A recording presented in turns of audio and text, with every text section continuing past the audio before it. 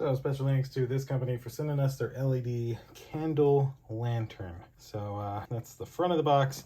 Nothing really around it besides a picture there. Little power logo on top, and hanging and portable, light rechargeable battery compatible, and lighting modes, high, mid, and low. So let's open it on up. We'll have to take this outside and show you what it looks like. Get a nice user's guide here, very nice. And then, that's it for the box. This is the hanging lantern.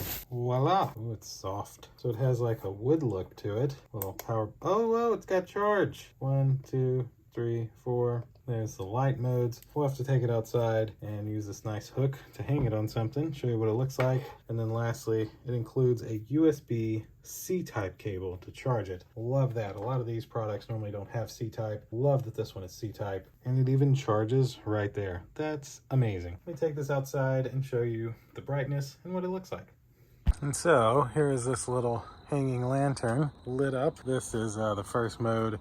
There's of course slightly lower, even lower, the red, and the off. Let me put it back on the brightest setting and go down and see.